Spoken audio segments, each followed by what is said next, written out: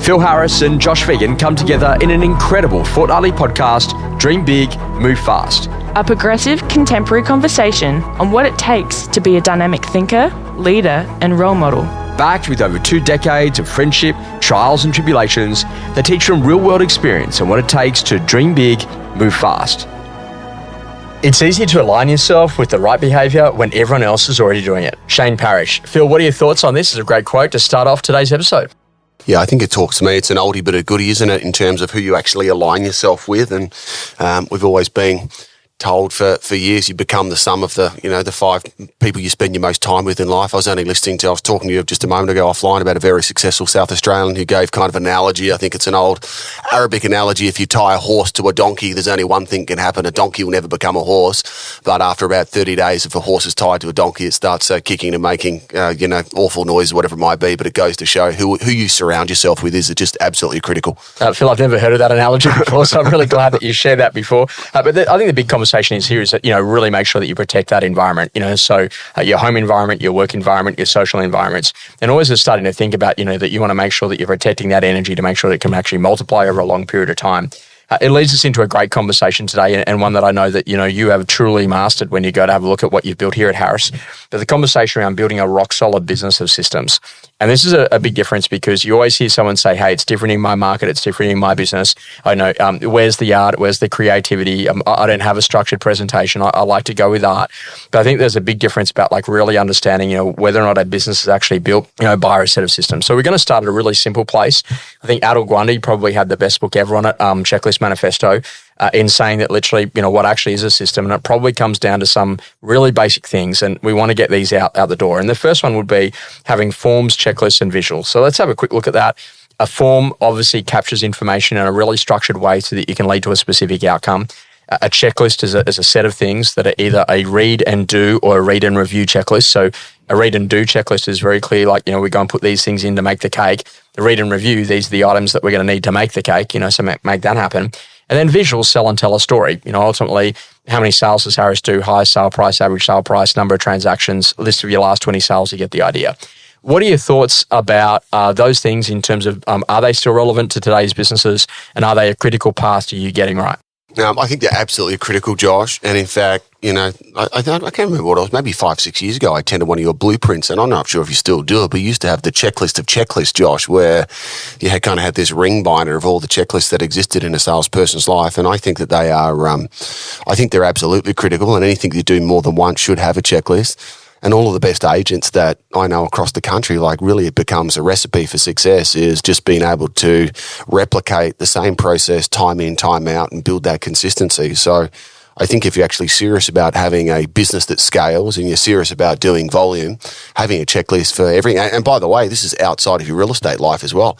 I know yourself, if I'm traveling, I've got a speaking checklist, I've got a packing checklist so I can just grab and just quickly go because I don't want to be on my way to the airport, not have the right shoes, the right belt, whatever it might be. So, yeah, I'm absolutely a strong supporter. And, the big conversation too is also about learning. How do you actually make it so that someone doesn't have to relearn this 5,000 times because the form actually captures all the detailed information?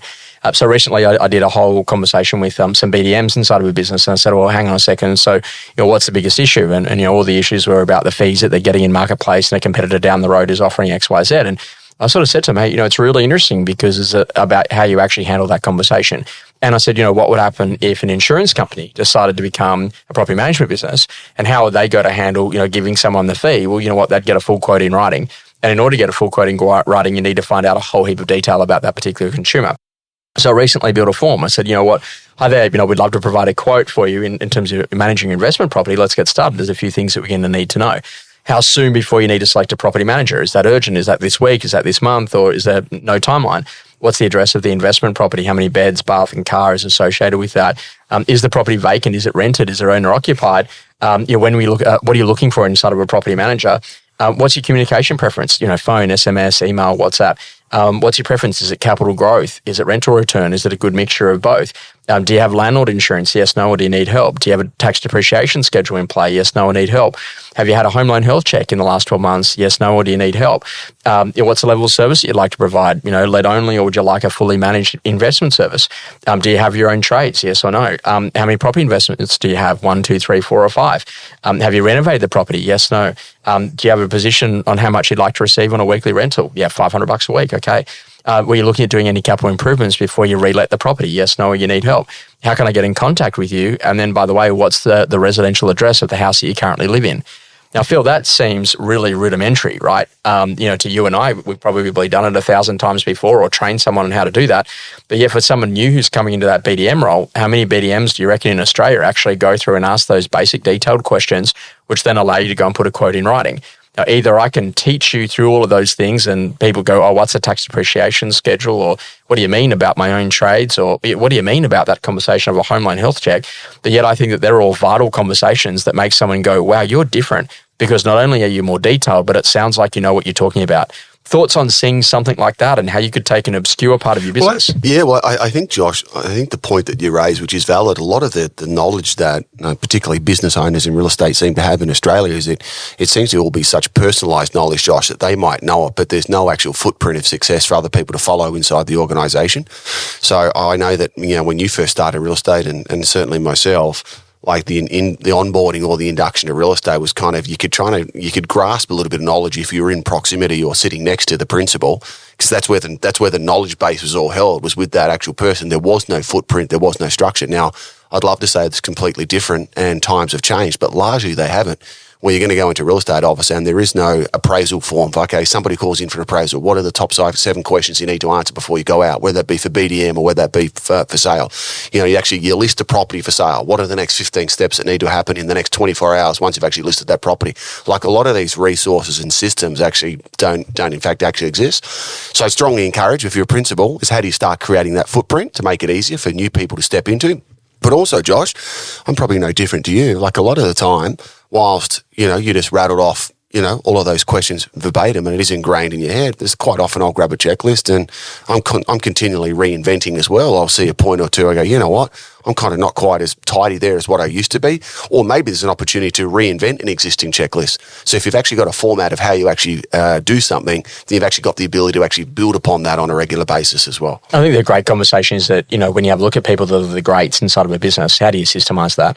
So that ultimately those learned behaviours of 5, 10, 15 or 20 years can actually be taught to someone who can go from zero to hero, to nearly 90% of that in a very, very short period of time.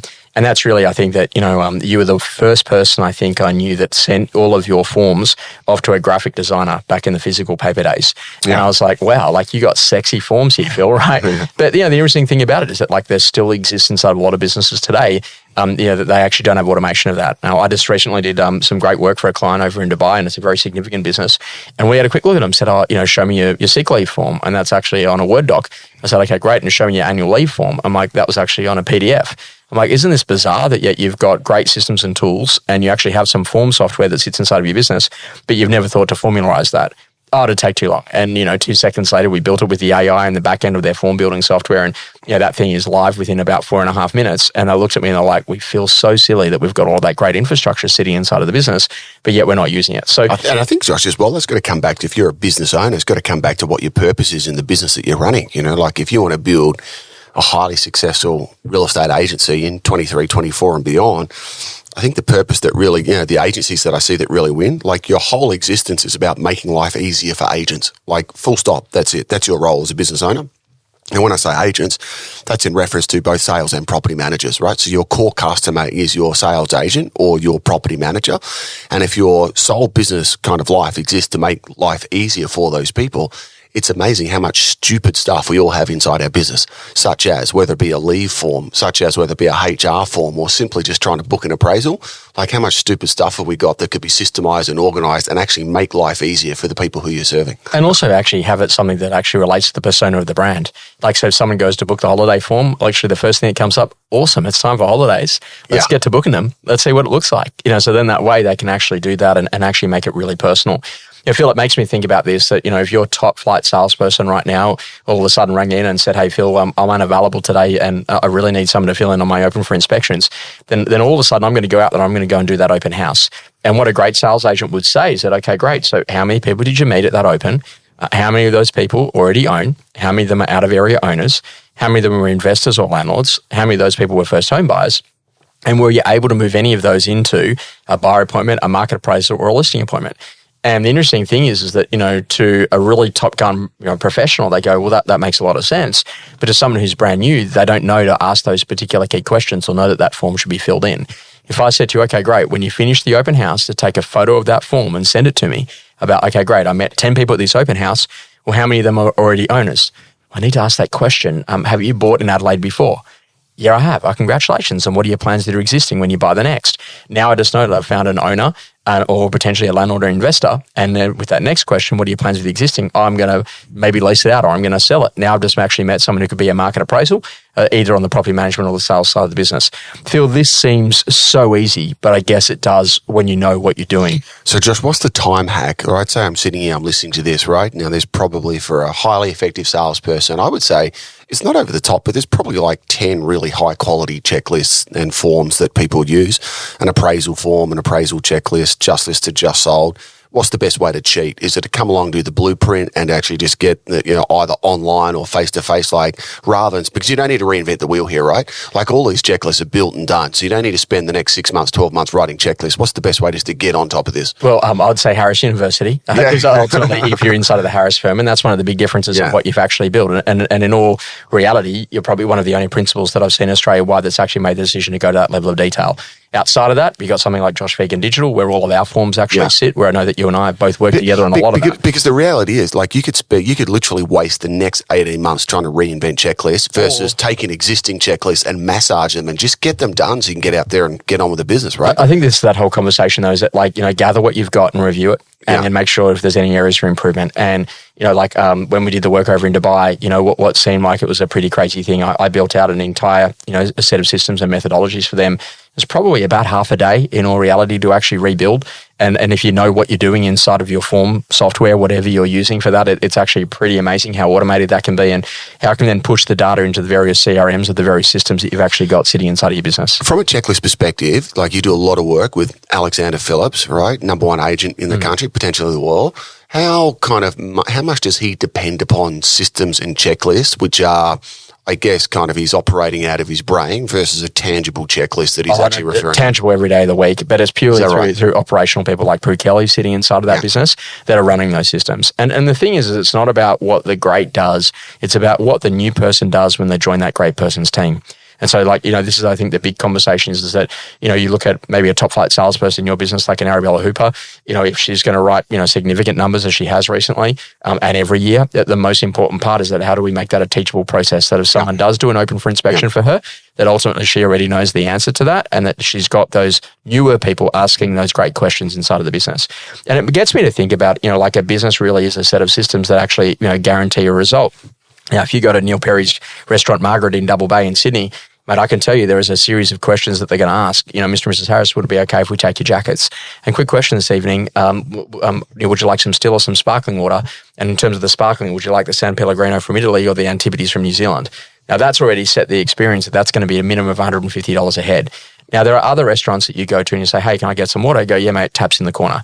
So, and that's probably $10 to $15 a head. So it's really about actually understanding that if you want to talk about the power of brand is all about service experience, and service experience determines the fee that you charge.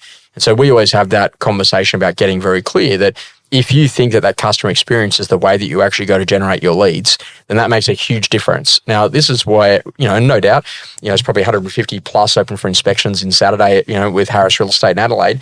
And I'm hoping that I could go to any of those open for inspections and have a minimum set of standards.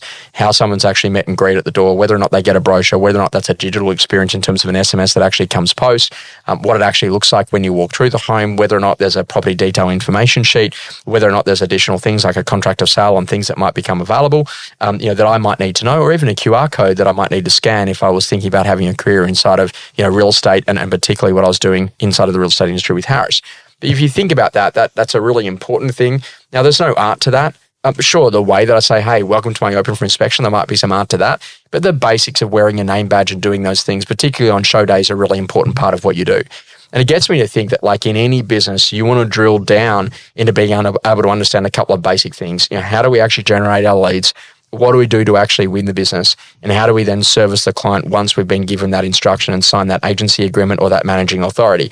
And to me, that's a really important conversation to actually understand that. Phil, if you coach someone, and as you do, you've got plenty of great people that you work with on a regular basis, and you've got an entire team that helps in terms of your growth and nurture team inside of the business, is that just like the first place that you start? That when someone's off track, are they just committing to the absolute basics of what we know works? And if someone's doing really well, what's the thing that we're going to do to scale them and bring someone in to do some of those functions? And I always just think about it, at Macca's, there's probably someone on the fries station, probably someone on the burger station, probably someone on the drink station, and probably someone who puts the toy in to make the Happy Meal, right? But ultimately, there are different people that will actually look after that workflow to deliver that outcome.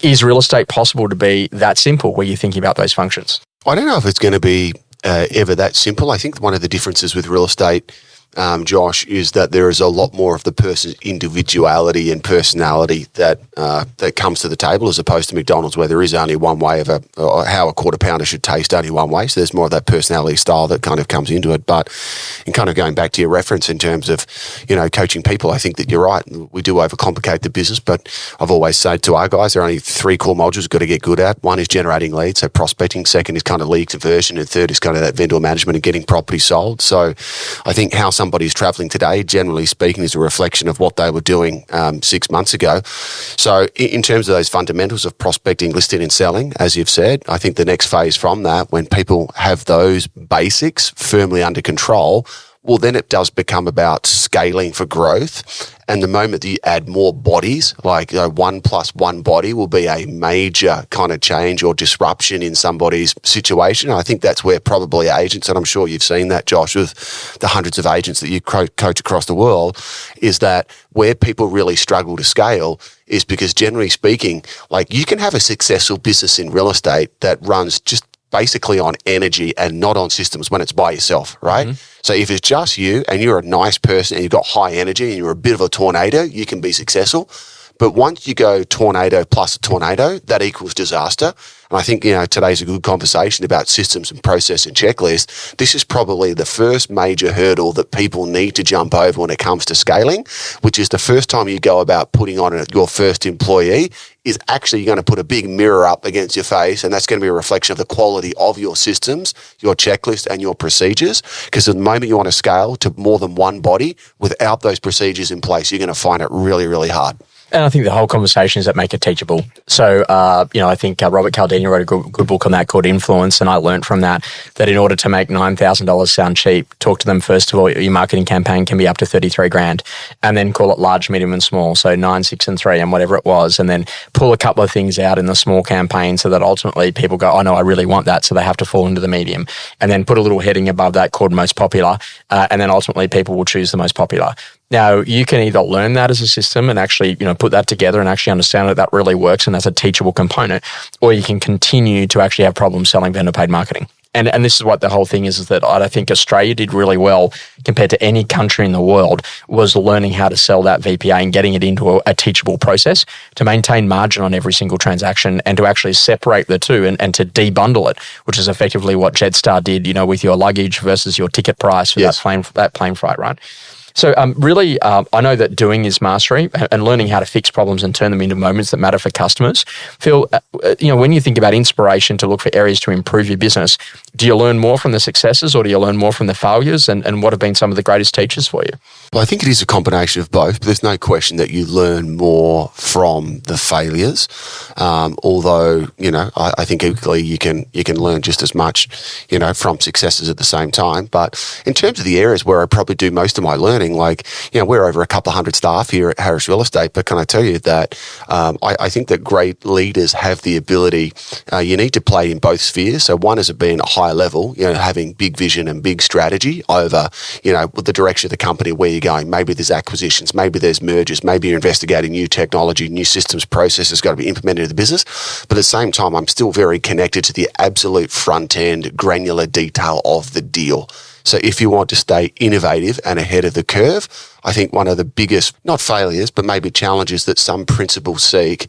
I feel that real estate is a very hands-on, grubby, grimy game. And if you're a principal that's not connected with what's happening at the actual coalface of how an agent takes somebody's name and number at the open home and how that goes into your system and the SMS that's distributed after that, and then also what's the experience when the buyer walks through the door, and then what's the follow-up process. If you're not involved at that granular detail, then I think you're going to miss the innovation. So I would say that probably most of my greatest kind of innovation and ideas comes from being at the absolute coalface with my team members here at Harris, talking with customers and actually being, sleeves up, kind of dirty in the detail of understanding what agents and consumers' problems are in that immediacy. One of the greatest teachers is actually your latest hire. Because I didn't know we had that Harris University thing. Whoa. Yeah. And it's like, what do you mean you didn't know about that? And so that's a really important conversation around what it is that you do. One of the simple things, I read Elon Musk's new book recently, Walter Isaacson, and he said that he had a 5-step process. So, question every requirement, delete any part of the process that you can. So does Phil Harris need to be in every single one of his property videos if he was a listing and selling agent?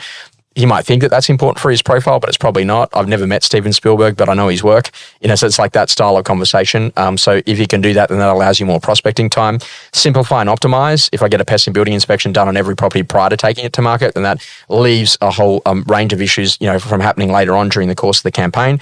Accelerate cycle time. So if I could become more auction orientated or at least unconditionally orientated, which is different in every state and country that I work in. So I won't touch that too much, but that can accelerate my cycle time to keep my days on market short, 21-day auction versus 28, and then automate, but that comes last. So I think this is a great conversation that the prop tech industry has probably told us we all need to have a proposal, whereas you and I were probably taught sign while you're there. And if you can sign while you're there, that's fantastic. And the proposals are the exceptions, not the standard. That makes a big difference in actually getting that right. Or your agency can be the proposal and leave it, right? Yeah, signed. So what do you think about those? Is just a really nice way to kind of think of maybe 1, 2, 3, 4, 5 different steps just to quickly analyze to actually get the systems right to smooth out the process. I think that they're kind of great benchmarks, particularly, for a real estate agent to think about how they can actually optimize. It's quite amazing how, particularly in the early days when you see an agent first trying to scale and they've just put on their first maybe agent, they're trying to get started, and you see you see kind of the stitches coming undone because there's a lack of system and process. And because there's lack of system and process, all of a sudden they're caught up in the detail. And because they're caught up in the detail, so the prospecting fades away. And because the prospecting fades away, then the listing opportunities fade away. And before they know it, they say, it's a person issue. This person's not working. That's why I haven't got stock. Whereas, truth be told, it's actually a systems process. And because your systems are pretty average, you haven't been on the phone, you're generating listing opportunities. So I think it comes full circle. Probably a good story I heard you, it might be good for you to share it, Josh, is that Elon Musk story. I remember you shared it with a group of us going back a little while ago about how I think he was talking about the delivery line and how he quickly just stripped it back to get more efficiency. I think that is very relatable to the average real estate agent. It's so funny how this all works, but I'll tell the story quickly. So long story short, there's they're trying to produce Teslas and they got to get out to 5,000 cars per week and they're at 2,000 cars. And so what he does is he actually goes and installs red and green lights across the entire factory floor. Anywhere where the cars are naturally free-flowing, then naturally that's a green light. Anywhere where they're kind of stopping and banking up because there's something in the production process, that actually then goes to a red light. And so what he does is that he knows that if you can get it up, he gets like an earn out of like an extra $38 million bonus, which would be pretty good, Phil, as a part of that, if you can do it in a month. So he naturally goes out and he just literally sleeps at the factory. And then anywhere where there's a red light, he thinks, how do I go to turn that to green? And he pulls out the machine, he changes the automation, he gets an extra bay for the baking of the paint, whatever the story is. And ultimately he's able to do it in such a short period of time and gets it to 5,000 cars. Recently he pulled out all the fog lights because it's not a mandatory requirement. And so no Teslas have fog lights, which might be a little bit of a problem if you're actually up here in the Adelaide Hills in the winter period. Or the foggy cliffs of San Francisco. Right. Yeah. So long story short, that's exactly what he does. So what we do inside of businesses today, we draw up a T-chart and we go red light, green light. Where are the areas in your business where there's a red light or there's a red light that occasionally flashes, and where are the areas in the business where naturally it's a green light? So maybe you might be really good at generating leads, but your actual sell-through on auction day is a red light. And as an auctioneer, oh no, I've got to go to Josh Fegan's auction. This thing's not going to sell. And oh no, I'm going over here to this Arabella Hooper's auction. It's definitely going to fly. Yeah, but what a great analogy though, Josh, to kind of think about your own internal real estate systems and go, let me have a look at my prospecting system and let's focus on kind of just listed and just sold prospecting. Yeah. Am I red light or am I green light? Yeah. Let's have a look at the way I book an appraisal. Is it red light or green light? Let's look at my just listed process. Look at my just sold, kind of map those out on a wall and let's work out where you can get some efficiency, right?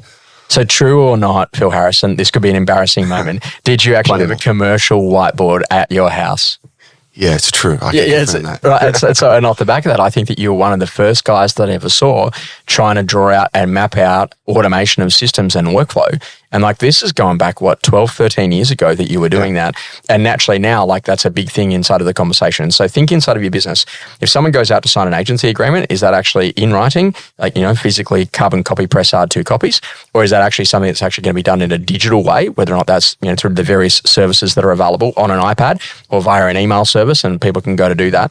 And if you're allowing both, you now have duplication of systems. So you need to make a decision, is that okay?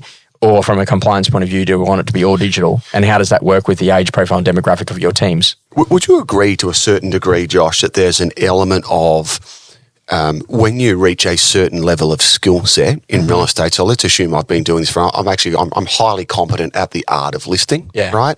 And I'm highly competent at the art of generating leads, and I'm highly competent at the process of getting property sold. So facilitating a property through a marketplace, managing vendor expectations, nursing buyers, keeping everybody grounded and bringing deals together.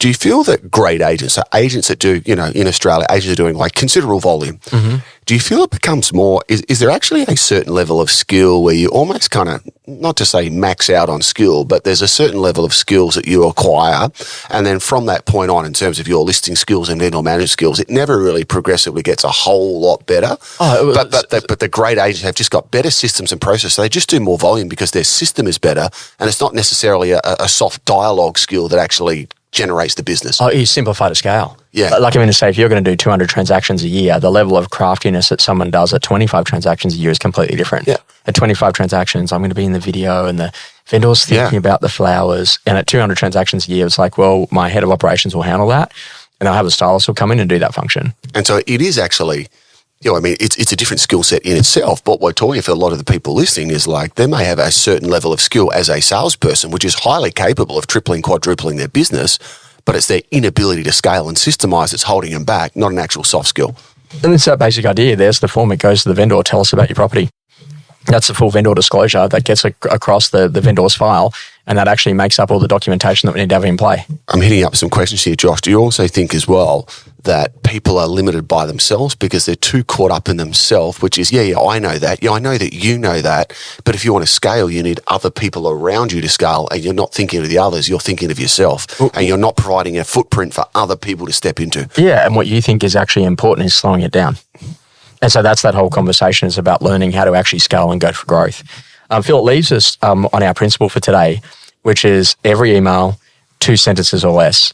Now, I'll tell you where this came from. In the very early days, mine were like 1 sentence or less. Yeah. And this is interesting, is that there was actually, I think it was like a Spanish website. It was like 2sentences.es or 1sentences.es. And it was about this personal email philosophy that every email that you send should be a certain number of sentences or less. And I went with 2 or less is the basic concept. And if it needs to be more, that's fine, but it's actually for legal trail.